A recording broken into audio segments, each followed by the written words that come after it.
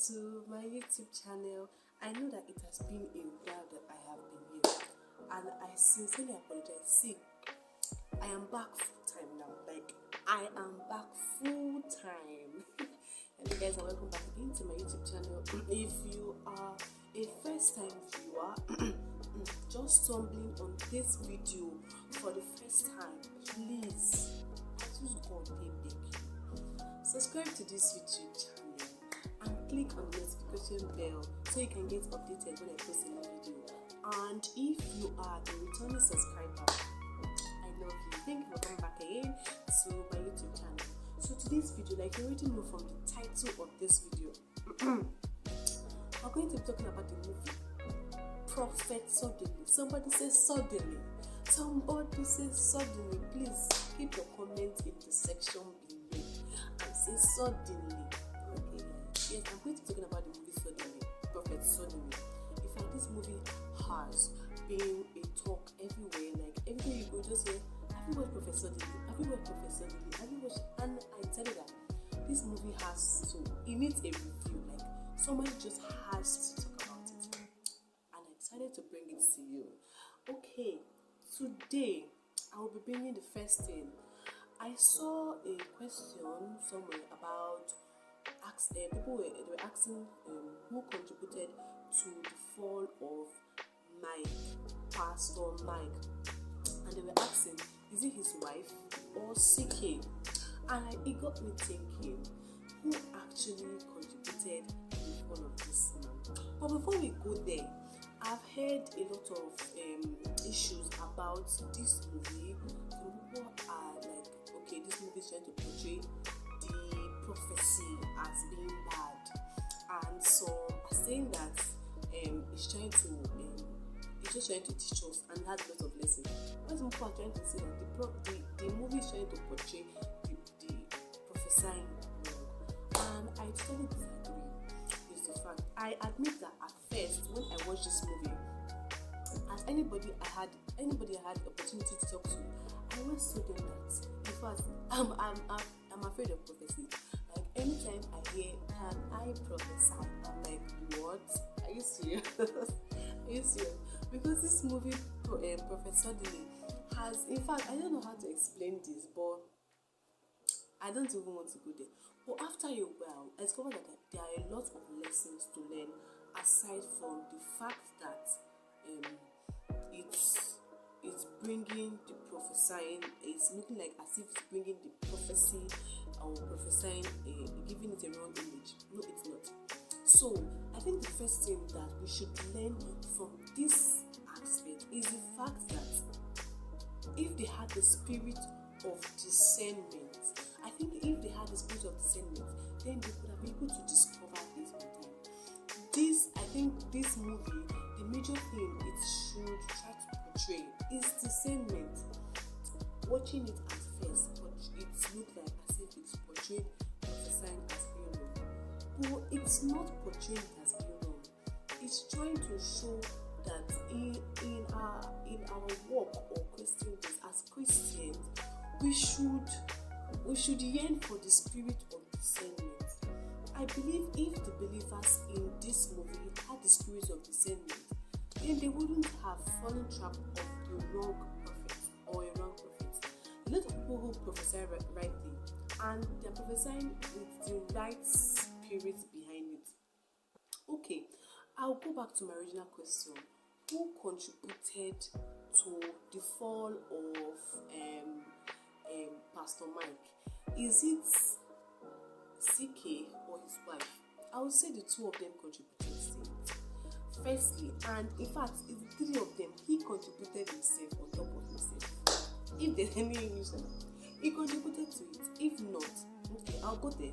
But the first thing I want to talk about is his wife. I think a lot of times, even though I haven't gotten to that stage, or a lot of times doing marriage counseling, or when counselors are talking about marriage, I hear them saying that in marriage, as couples, you don't deny your spouses your body. I think that was the reasons why this man failed greatly. The wife always had an excuse to give. I understand the fact that maybe sometimes she come back tired or one thing or the other leads and she's just not in the mood, or I don't know. But the fact that she was denying her husband of her body, that was one of the things that led to his fall. Another thing is the fact that Mr. Man, as a believer, had an ungodly friend. This is another lesson we should learn. As Christians, your friends shouldn't be unbelievers. You shouldn't be unequally yoked with unbelievers. He went to the wrong person for advice. I understand the fact that he wanted somebody who could understand him, or somebody who he could explain what he was going through to. And he went to meet the wrong person, I must admit. He had the wrong friend firstly, and the wrong friend led to his downfall. He met the wrong person, and this wrong person advised him to do the wrong thing, and this wrong thing led to his downfall. Another thing is the fact that he wanted, it was out of the desires of his heart that this one thing led to another, and the desire of his heart was good. I think he wanted to go into ministry, and the reason behind the ministry was left out. Why did he want to go into ministry?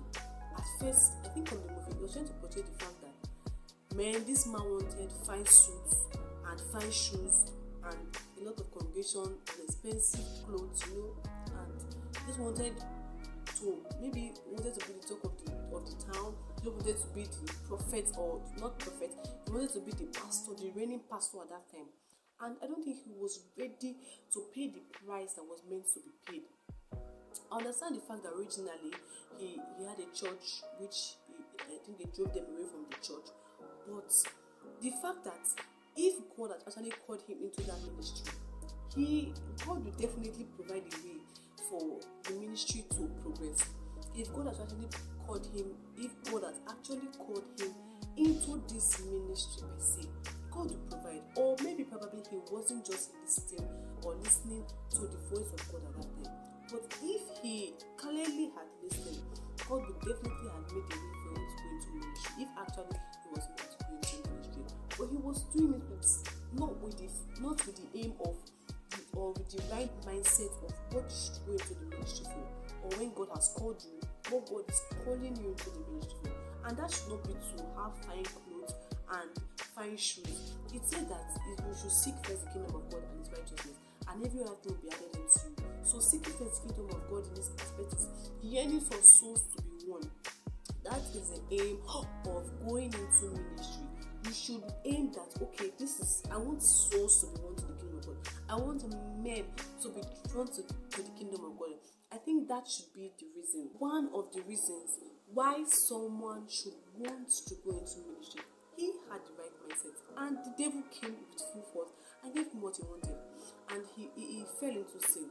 And that thing is the fact that, okay, understand the fact that your wife is denying you of her body, but the right thing was to go to godly counsel. Seeking godly counsel is very important and very key. As Christians, I've always been told to seek godly counsel. Seeking godly counsel, it will go a long way. If he had sought godly counsel, then things could have worked out perfectly fine.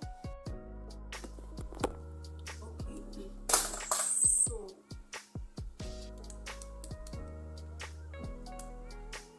if he had actually sought godly counsel, all these things would have happened. So he seeks the wrong counsel. He seeks the wrong counsel and got the wrong advice. And even for the fact that the first time he went, he decided to yield to the advice of his friend. The first time he went to, he passed the road and saw the lady. First time you are not scared. Second time you are not scared. In fact, you saw this lady on the same dress, the same black from head to toe. You are not scared. Type of things. Even you are looking for if you are going to the extent of looking for somebody to do the work of your wife, how about that one you went to? As in the first time, you met this lady on a dark and lonely road. You met her the same clothes. Second time, you met her the same, I don't understand. And you black and black, and you still went and say, is that one you want to carry? You carried her.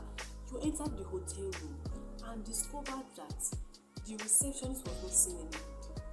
And if to say at that point in time he was calm enough to listen to what this woman was trying to explain to him, or what this woman was trying to say, but because his eyes were blind, he was not seeing anymore.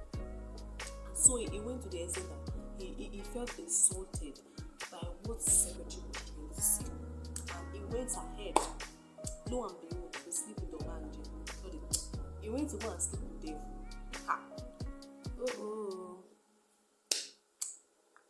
In fact, another thing I have to say concerning this part is when we introduce the wife into this scenario again. If this woman was prayerful, just like Bemi part 2, where she felt the urge to pray for Bro John because she felt like something was going to happen to him, and she arose and prayed for him. If this woman's spiritual eyes were open, if she had actually been spiritually sensitive or been prayerful, God would have revealed to her, and God would have made her to pray about this whole situation. And her husband would have fallen victim of the trash he went to fall victim of. It's so painful, but the fact that the wife was not being prayerful, and this is another thing that we can learn from this story.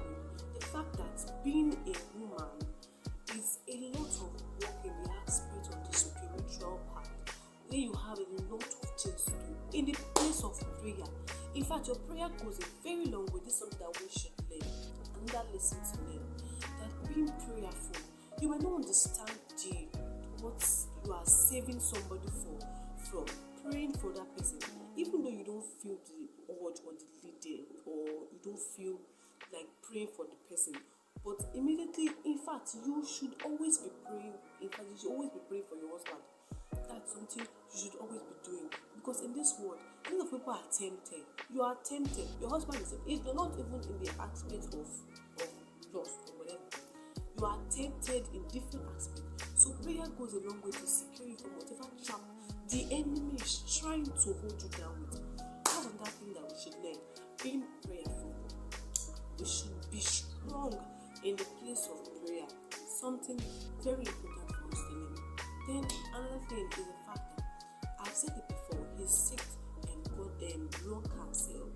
And after the whole deed has been done, after he has successfully slept with a demon, and instead of him to have confessed, because this demon, because she presented something that looked beautiful to him, and he decided to take it. He decided that okay, it's just, you did it once, nothing happened, so you can always do it over and over again, and nothing will happen. Nobody's gonna know. It's just, and actually it was between the both of them. Nobody knew about it. So because they feel like nobody's gonna know about it, he now kept it actually to himself, and he that covereth his sin will not prosper. That is eventually what happens to him. He covered up his sin. Even when his wife asked, what happened? His wife had asked him what happened, and he was like, okay, something like he covered up his sin. If he had confessed at that time, things wouldn't have gotten messier than it was in the movie. So because this demon presented something beautiful to him on a platter of gold, or should I say on a platter of adultery, he saw it as, okay, it was easy to commit adultery, nobody's going to know, it's just to commit adultery and nothing else, and I'll get all the power and all the fame and whatever I wanted, I'll get it. And you need to know that whenever the devil presents something to us with the right hand, he's collecting it with the left hand, and that collection that he's collecting, or whatever he's collecting from you, he's collecting it with double, triple fold. In fact, if there's more food to collect from, and he will waste you entirely. And that's how this man ended, because the devil actually presented something that looked fine to him. The devil presented fame to him. The devil presented fine suits and fine clothes and cars and luxurious things, and he felt like, oh, he had arrived, and he grabbed it without thinking. And he lost a lot of things. In fact, he lost his son during the process because he wanted more power. He lost his son. At this point, This is what the apostle was trying to tell us, that you don't base your ministry on I, like I said earlier. Your ministry shouldn't be based on I, myself, I. It should be centered on Jesus. So your ministry should be revolved around Jesus. Even the aspect of worship, the aspect of preaching, you are preaching Jesus, you are worshiping Jesus. Everything about the ministry should be about Jesus. That should be your aim of going into the ministry. Not because of the fact that, okay, I'm going to get fine shoe and fine clothes, and you forget the main thing you are supposed to concentrate on. And this was why I don't think prophets will actually be basing their, I don't think they base their ministry on I. So we shouldn't now look at this movie like it's trying to portray that prophecy is wrong. No, in fact, when he was trying to describe himself, if you notice, he described himself as somebody being the most famous pastor in the city. He didn't return any glory to God. Even when he said, he just said it casually. The glory now belongs to him, no longer to God. That's what led to his downfall. Your ministry, and I'll repeat all over again, your ministry should be centered on Jesus. As Christians, we all have ministries, different ministries. And along the line, the devil will want to drag us away from the right stand we're supposed to be taking, away from the right thing we're supposed to be doing. The devil will want to present something that looks finer. That's what he did to Jesus. He wanted to present something that looks finer to Jesus. But Jesus overcame it by the word. And so we should be able to overcome it. And by prayer, we should be prayerful. And if his wife had actually been prayerful in this movie, I'm sure he wouldn't have fallen into this temptation.